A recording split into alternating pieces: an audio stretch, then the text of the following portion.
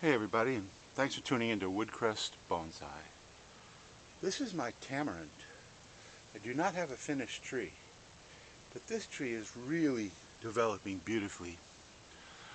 And I bought this tree on the 14th of May of 2023, and I know that date because I went to an event at D&L Nursery in Ocala, Florida, and you should check out their website. I'll leave a link to their website.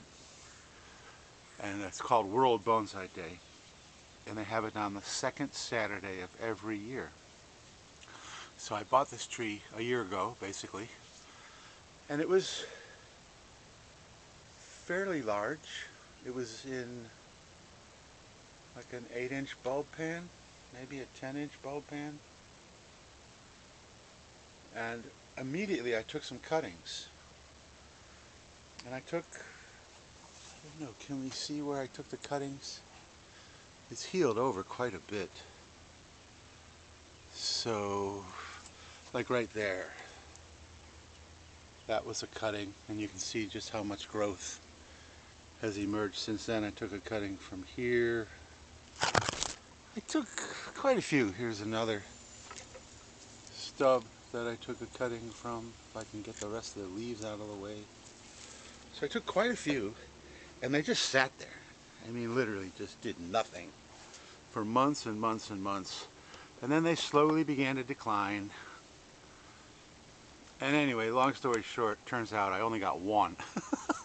And I don't know why I came back, because this is the one.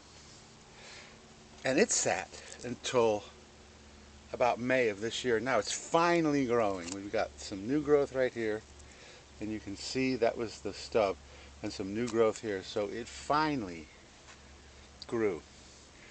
And I actually took this thing out of the cutting bed out of disgust, because it just wasn't doing anything. And I was like, does this thing even have any roots or anything? So I just yanked it out of there, and it had one root. And it was about 6 inches long. But hey, I thought, okay, I'll pot it up and see what happens. So there it is, my one cutting that did survive. I do believe they propagate fairly easily from air layerings, and I think D&L does air layering on their trees. However, what I really wanted to show you today is that it's flowering. So here's some flowers here. Here's some flowers that are actually open, and some more in the back there. And I just noticed just today even more just coming right here and right here. So it's gonna flower like crazy. It looks like some more right here that are just emerging. So that's pretty cool. So I'm excited. And tamarind produces a pod that for me looks like a peanut. And actually I have some pods right here.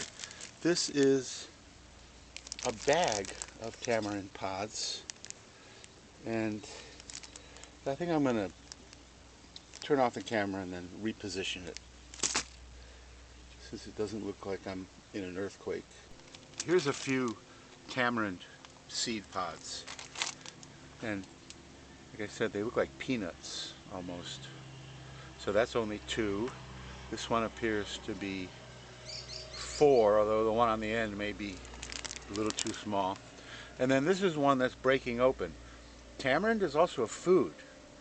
The pod consists of a hard outer shell, which you can see has broken open on this one. So you remove that shell. Then you've got this pulp, and there's a few fibers and stuff that you need to take out. And then you can see there's 3 seeds in this one. And the pulp is actually used to cook. Here's another one. So I actually bought these seed pods at a grocery store, not a specialty grocery store, because they're normally, tamarind is normally a ingredient in tropical kind of cooking. So that's pretty cool. So a lot of people that would buy these to cook, they would remove the pulp, throw the seeds away, and use the pulp. You make what's called a tamarind paste. But I have the best of both worlds because I'm going to be able to save the pulp and use it to cook with, to season different dishes. Plus I'm going to use the seed. And getting the pulp and the seed apart is just a very sticky, gooey process. It's a very sticky pulp. So you need to pretty much do that all at once. Create the paste by cooking it down and getting rid of the impurities. That you, once again, there's these fibers that run through the pulp that you need to remove. And then you plant the seed. And there's a fantastic video that I found of a lady that does that. She shows you how to plant the seed.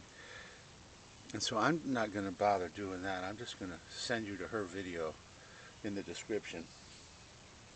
And she actually takes a nail clippers and clips around the edges of the seed in order to promote germination. So it's a pretty cool video.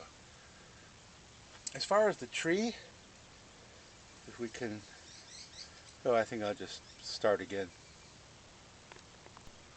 When I look at the tree, I see any number of different ways this tree could go. We have some foliage in the front here, which is kind of hiding things. But the trunk has a nice line. It could come all the way up here and become a slanting style. So in here all the way up to there.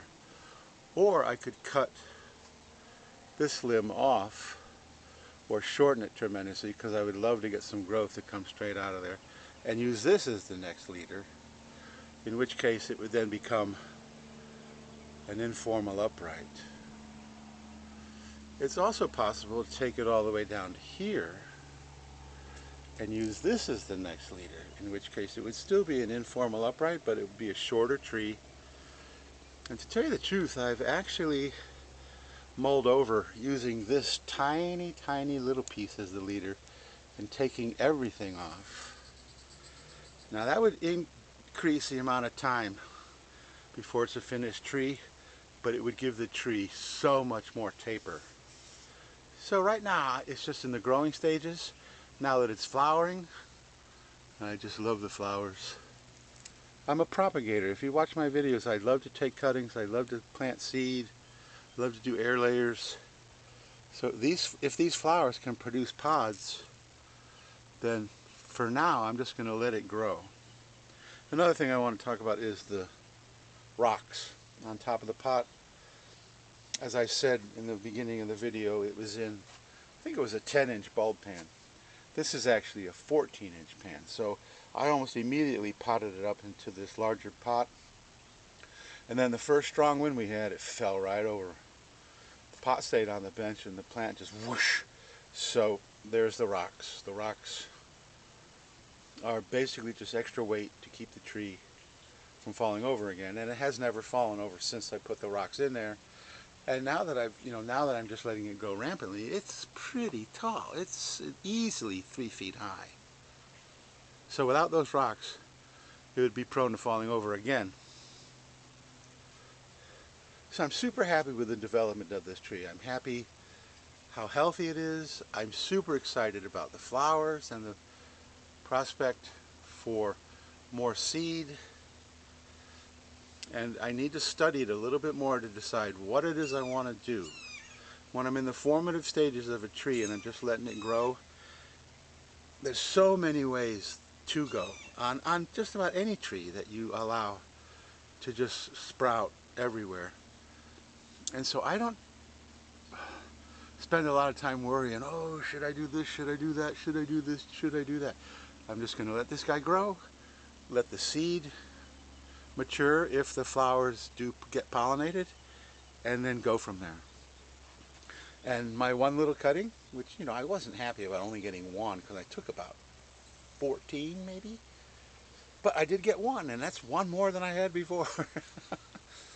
So with him, I don't think tamarind makes a very good, it obviously isn't going to make a good mamey, and probably not even a good shohin, because the leaves are huge. even though the leaflets look very small, the leaf itself, well here, let me just chop one off here. Pop a leaf off. Come on. Didn't expect to do this, so I didn't bring my scissors. And I removed most of the smaller leaflets, but that is one leaf.